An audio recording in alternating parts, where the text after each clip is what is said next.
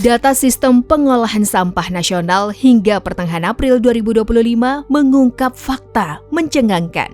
Timbulan sampah di Indonesia telah menyentuh angka 33 juta ton per tahun. Wajarkah jika tak ada gerakan perubahan? Selama ini, gambaran besar pengelolaan sampah belum sepenuhnya dipahami. Pengelolaan masih berkutat pada pola lama, buang, tampung, lalu pindahkan. Menahan diri untuk memilih hal-hal yang sampahnya minimal. Kita kan suka pengen sesuatu, terus ini ada sampahnya misalnya, terus ya udah maunya itu ya kita pilih gitu. Padahal dengan menahan diri itu kita bisa cegah sampah. Memilih nggak pakai yang sekali pakai, memilih ya tunda nanti gitu. Kalau misalnya kita emang nggak punya misalnya katakan wadah minum untuk beli sesuatu gitu. Jadi ya memilih untuk yang bebas sampah lah gitu. Kalau saya sumber masalah utama itu adalah di pikiran. Jadi udah harus dari dalam niatnya gitu. Kita memang mau memilih minimal sampahnya. Bawa dapur katakan konsumsi gitu ya. Konsumsi itu minimal sampahnya.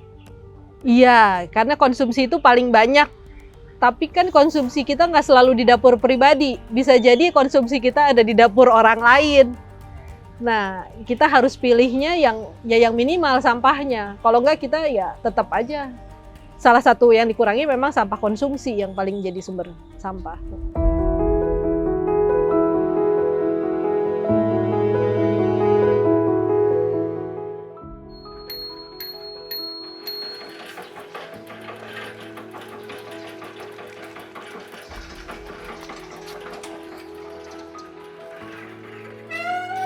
Padahal, setiap sampah lahir dari tempat paling dekat dengan kita. Nasi yang tersisa, sayur yang tak habis, makanan dan minuman berkemasan, semuanya bermula dari dapur rumah tangga.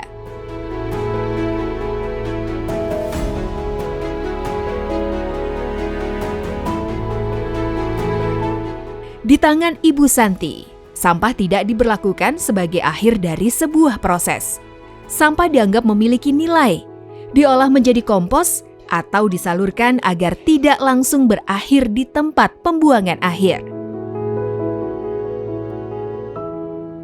Jadi kami pikir kami mau mencoba untuk menyelesaikan persoalan yang kami lakukan. Jadi kayak mau memilah sampah, dalam hal ini organik ya, kami di Koperasi Kompos. Kami mulai dari yang kecil, mulai dari yang bisa dalam kontrol. Kami mulai dengan 30 rumah untuk sama-sama yuk kita kerjasama mengusahakan adanya sistem pengelolaan kompos komunal di mana untuk kebaikan kita bersama.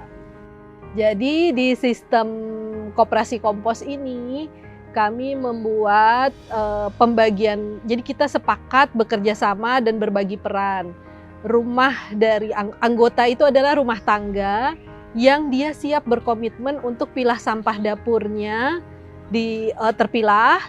Lalu ada tim operasional yang akan menjemput sampah itu dari rumah ke rumah dengan jadwal yang sudah tertentu.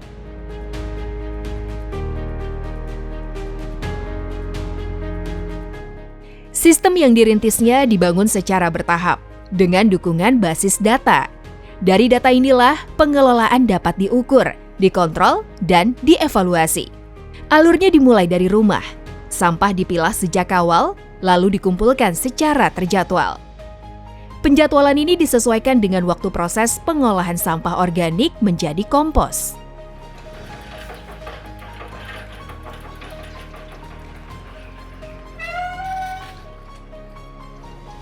Tahun lalu, koperasi yang dikelolanya menangani 32 ton sampah rumah tangga.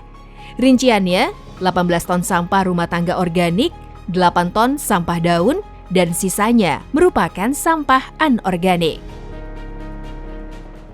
Kalau tantangan yang kami rasakan ya, kami ketika warga tertarik jadi anggota.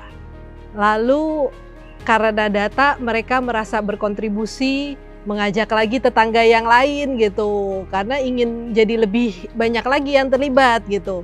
Nah, ketika ini makin banyak anggota yang ingin bergabung, kami tuh punya keterbatasan teknis sebenarnya. Jadi kami punya keterbatasan kapasitas daya tampung gitu. Jadi ketika kami memutuskan membuat sistem ini kan suatu uji coba. Dan kami juga bisa membayangkan sistem yang bisa diterima itu kan harus yang handal, gitu. Harus yang bisa di setiap waktu dia siap gitu ya, sesuai apa yang komitmennya. Namun, apa yang dilakukan Ibu Santi masih menjadi pengecualian. Bagi sebagian besar rumah tangga, sampah tetap berakhir dalam satu kantong. Di titik inilah kesalahan dari hulu mulai menumpuk. Apa yang terjadi di Tangerang Selatan menjadi contohnya. Sampah rumah tangga yang datang tanpa dipilah membanjiri TPA Cipecang. Ketika kapasitas habis, sampah tidak menghilang namun berpindah ke jalan.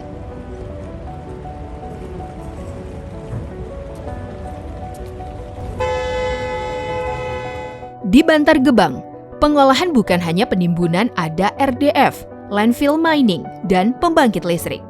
Namun teknologi hadir setelah masalah membesar dan volumenya kalah cepat.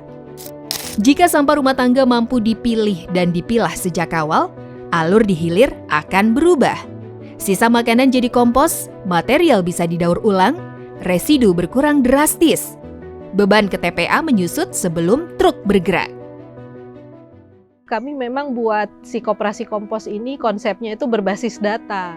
Jadi kami menggunakan data ini untuk berkomunikasi dengan anggota supaya bisa merasakan bagaimana kontribusi yang mereka lakukan dengan memilah sampah dapurnya dari rumah itu membawa perubahan terhadap pengelolaan sampah. Karena sampah yang dikirim ke TPA itu kan TPST Bantar Gebang itu kan berkurang karena upaya yang kontribusi yang mereka lakukan.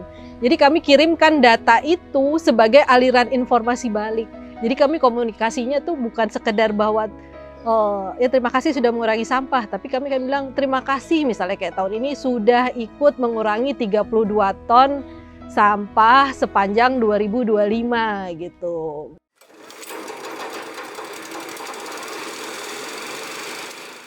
Mengelola sampah tidak selalu butuh teknologi canggih.